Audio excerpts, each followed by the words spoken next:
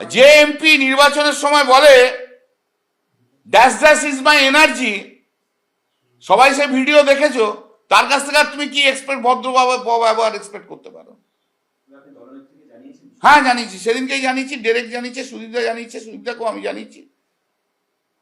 এটা কখনো হতে পারে? ভাবলা যায়?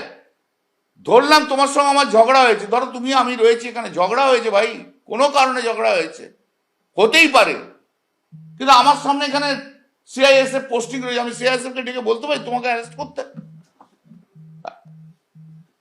She was showing her power as a member of parliament. তো who am I? আমি সিপিএম এর বিরুদ্ধে লড়াই করে আসা লোক, আবার আমি বলছি আমি কোটায় আসা লোক নই, আমি 2011 পরে এসে রাজনীতি করা লোক নই। দল যেদিন বলবে ছেড়ে দিয়ে চলে যাব, কিন্তু এইসব অসভ্য মহিলা এমপিকে সহ্য করব না। দিদি একবার বলুক আমি এক্ষুনি রিজাইন করে বেরিয়ে চলে যাব।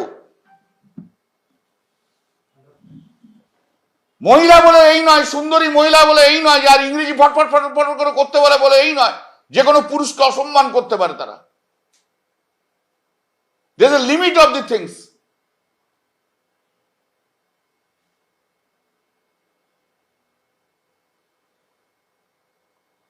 আমার বিরুদ্ধে কোনো অ্যালিগেশন নাই, যারা করছে তাদের বিরুদ্ধে অ্যালিগেশন রয়েছে।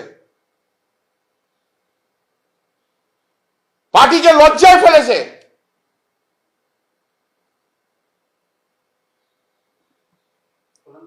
একটা কথা মমতাদি যদি বলে খুবই অন্যায় করেছো, আমি রিজাইন করে চলে যাব, রাজনীতি ছেড়ে চলে যাব, আমার রাজনীতি করতে হবে এমন কোনো মানে নেই, কিন্তু এই অসভ্য এমপি আমি সহ্য করব না।